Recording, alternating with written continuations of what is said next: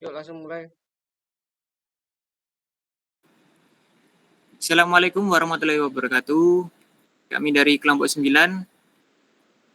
e-government ingin menjelaskan terkait UTS Resume implementasi government dalam pengembangan pelayanan publik.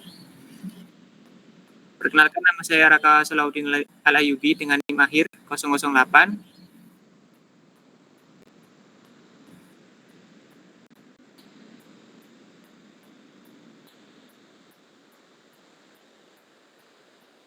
Selanjutnya saya Sevin Diasandika dengan NIM akhir 105. Dan saya Rizky Ardiansyah Pratama dengan NIM akhir 143. Baik, yang pertama yaitu terkait electronic government atau disingkat dengan e-government atau e-gov. Adalah aplikasi teknologi informasi yang berbasis internet dan perangkat digital lainnya yang dikelola pemerintah untuk keperluan penyampaian informasi dari pemerintah ke masyarakat, mitra bisnis, pegawai, badan usaha, dan lembaga-lembaga lainnya secara online. Menurut Kongres AS pada tahun 2002, pemerintah didukung oleh teknologi informasi untuk memberikan layanan dan informasi yang baik kepada pemangku kepentingan pemerintah secara efektif dan efisien. Sedangkan menurut Uni Eropa atau UE, penggunaan teknologi informasi dan komunikasi dalam administrasi publik dikombinasikan dengan perubahan organisasi dan keterampilan baru untuk meningkatkan layanan publik dan proses demokrasi dan untuk memperkuat dukungan terhadap kebijakan publik. Selanjutnya, dengan adanya e-government, ini menuntut setiap instansi pemerintah untuk memastikan transformasi operasional di sektor pelayanan publik yang membutuhkan perencanaan yang matang, konsultasi mendalam dengan konsultan IT, polling, kesadaran publik, dan pemantauan implementasi di lapangan. Pada dasarnya, e-government ini mencakup beberapa sektor dalam pemerintahan pusat dan daerah, yaitu e-budgeting, procurement, e-audit, e-katalog, e-payment, e-controlling, dan juga e-health. Tujuan dan tantangan e-government, yang pertama, agar pemerintahan lebih efisien. Kedua, memberikan pelayanan pemerintahan yang lebih baik kepada masyarakat. Ketiga, untuk meningkatkan proses demokrasi yang tepat. Keempat, tantangan teknis mencakup interoperabilitas, privasi, keamanan, dan interaksi multimedia. Kelima, tantangan ekonomi terdiri dari isu-isu spesifik seperti biaya, penggunaan kembali, dan portabilitas. Keenam, tantangan sosial mencakup beberapa aspek seperti aksesibilitas, kegunaan, dan penerimaan. Selanjutnya, model hubungan e-government. Yang pertama, e-government to citizen merupakan layanan e-government di mana pemerintah membangun dan menerapkan pelayanan penggunaan teknologi informasi yang bertujuan untuk memperbaiki hubungan interaksi pemerintah dengan masyarakat. Yang kedua, government to business merupakan layanan e-government di mana pemerintah membangun dan menerapkan layanan dengan menggunakan teknologi informasi yang bertujuan untuk mempermudah interaksi antara badan usaha dan pemerintah. Yang ketiga, government to government. Di era globalisasi ini terlihat jelas adanya kebutuhan bagi negara-negara untuk saling berkomunikasi secara lebih intens dari hari ke hari. Yang keempat, government to employees. Aplikasi e-government juga diperuntukkan untuk meningkatkan kinerja dan kesejahteraan para pegawai negeri atau karyawan pemerintah yang bekerja di sejumlah institusi sebagai pelayan masyarakat. Selanjutnya akan dijelaskan oleh teman saya. Ya, selanjutnya yaitu jenis-jenis e-government. Poin pertama itu e-government to citizen. Government to citizen merupakan sebuah teknologi informasi yang bertujuan dalam meningkatkan interaksi pemerintah, masyarakat, dan mempermudah masyarakat untuk menemukan berbagai informasi tentang pemerintahan.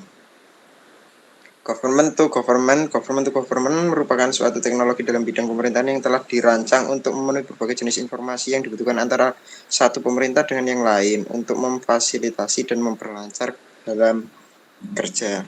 Government to business merupakan suatu teknologi dalam bidang pemerintahan yang telah dirancang untuk memenuhi berbagai jenis informasi yang dibutuhkan dalam hubungan antara pemerintah, media, dan dunia bisnis. Government to employee E-government to employ merupakan suatu teknologi dalam bidang pemerintahan yang juga dirancang untuk memenuhi berbagai jenis informasi yang ditujukan pada pejabat atau pegawai pemerintah untuk meningkatkan kinerja dan untuk memastikan kesejahteraan pegawai pemerintah. Selanjutnya, manfaat e-government. Manfaat e-government di sektor publik saat ini sebagai besar pemerintah telah memulai program-program dengan menggunakan teknologi modern untuk meningkatkan dan mengembangkan kegiatan pemerintah, memfasilitasi sirkulasi dan implementasi program pemerintah, memfasilitasi arus informasi dari pemerintah kepada warga. Kemudian poin ketiga, meningkatkan transparansi dan akuntabilitas yang telah menghasilkan pengakurasian drastis korupsi. Poin keempat, meningkatkan efisiensi dengan mengurangi hambatan birokrasi media yang dialami pemerintah operasi. Poin kelima, mempertahankan keamanan kehidupan dan properti warga untuk sebagian besar. Poin keenam, meningkatkan pemberian layanan terutama melalui pertukaran antar departemen informasi dan penggabungan lembaga dan kementerian terkait. Selanjutnya, payung hukum e-government di Indonesia. Sejak adanya Instruksi Presiden Republik Indonesia nomor 3 tahun 2003 tentang kebijakan dan strategi nasional pengembangan e-government dan Undang-Undang nomor 25 tahun 2009 tentang pelayanan publik, pembuatan berbagai instansi pemerintah termasuk pemerintah daerah melalui mengadopsi Instruksi Presiden Republik Indonesia tentang e-government tersebut dengan berbagai metode dan tahapan. Proses SPBE adalah bagian dari penerapan revolusi industri 4.0 yang menjadi terobosan dalam dunia pemerintah, bahwa untuk mewujudkan tata kelola pemerintah yang bersih, efektif, transparan, dan akuntabel, serta pelayanan publik yang berkualitas dan terpercaya, diperlukan sistem pemerintah berbasis elektronik. Pada pasal 5 tertulis perihal rencana induk SPBE nasional yang bertujuan untuk memberikan arah SPBE yang terpadu dan berkesinambungan secara nasional, di mana rencana induk SPBE media nasional disusun berdasarkan rencana pembangunan jangka panjang nasional dan grand design reformasi birokrasi. Selanjutnya, selanjutnya saya ingin melanjutkan presentasi. Yang pertama yaitu kelebihan dari e-voting. Yang pertama, perhitungan suara yang lebih cepat, mengurangi waktu yang diperlukan untuk menghitung dan menabulasi suara. Yang kedua, akurasi tinggi, mengeliminasi kesalahan manusia yang mungkin terjadi selama perhitungan suara. Yang ketiga, penanganan sistem pemilu yang kompleks, memudahkan proses dalam pemilu dengan formula yang rumit. Tampilan suara yang lebih baik, menyajikan surat suara dengan tampilan yang lebih menarik dan mudah dimengerti. Yang kelima, kenyamanan pemilih, meningkatkan kenyamanan pemilih melalui penggunaan teknologi modern. 6. Pengurangan surat suara rusak, meminimalkan resiko surat suara yang rusak dan memberi perintah atas suara yang tidak sah. Yang ketujuh, efisiensi biaya, potensi penghematan biaya operasional dalam jangka panjang. Yang ke-8, meningkatkan partisipasi pemilih, kemungkinan peningkatan jumlah pemilih terutama melalui pemilihan internet. Yang ke-9, mobilitas, memudahkan pemilih yang memiliki mobilitas tinggi. Yang terakhir, yang ke-10, pencegahan kecurangan, mengurangi resiko kecurangan di TPS dan selama pengiriman hasil. Yang selanjutnya itu kelemahan e-voting. Yang pertama, kurangnya transparansi, keterbatasan dalam memahami dan memverifikasi proses oleh non-ahli. Yang kedua, standar yang belum disepakati, tidak adanya kesepakatan umum mengenai standar dan sertifikasi sistem. Yang ketiga, pelanggaran kerahasiaan. Potensi pelanggaran kerahasiaan pemilihan. Yang keempat, kontrol yang terbatas oleh penyelenggara. Ketergantungan yang tinggi pada vendor dan teknologi. Yang kelima, penghitungan ulang terbatas. Opsi terbatas untuk melakukan perhitungan ulang suara. Yang keenam, kebutuhan pendidikan pemilih.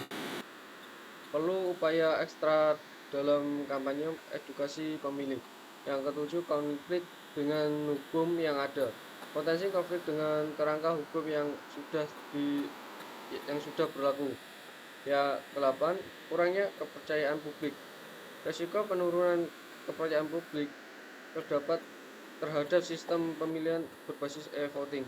Yang ke-9, risiko keamanan. Potensi manipulasi oleh orang dalam atau perencanaan dari luar. Yang ke-10, biaya operasional meningkat. Peningkatan biaya untuk pembelian dan pemeliharaan sistem. Yang selanjutnya yaitu lingkungan e-voting. Yang pertama, e-voting dalam lingkungan yang terkendali terjadi di lokasi seperti TPS atau kios pemungutan suara, di mana kegiatan tersebut diawasi oleh petugas yang ditunjuk oleh Badan Penyelenggara Pemilu atau KPU. Yang kedua, e-voting dalam lingkungan yang tidak terkendali berlangsung tanpa pengawasan dan penggunaan perangkat yang tidak dapat dikontrol oleh penyelenggara pemilu. Ini dapat terjadi di rumah pemilih, melalui komputer pribadi, atau melalui perangkat bergerak di tempat umum. Yang ketiga, pemungutan suara dalam lingkungan yang tidak terkendali menghadirkan masalah seperti kerahasiaan suara, kemungkinan pemilihan oleh anggota keluarga, intimidasi, dan pemilihan suara. Yang keempat, yang terakhir, voting dalam lingkungan yang tidak terkendali serupa dengan pemilihan melalui pos atau pemilihan untuk abstain, di mana proses dilakukan tanpa pengawasan fisik. Terima kasih, saya kembalikan ke moderator. Baik, itu dari kelompok kami. Kurang lebihnya mohon maaf. Apabila ada kesalahan, kami mohon maaf. Assalamualaikum warahmatullahi wabarakatuh.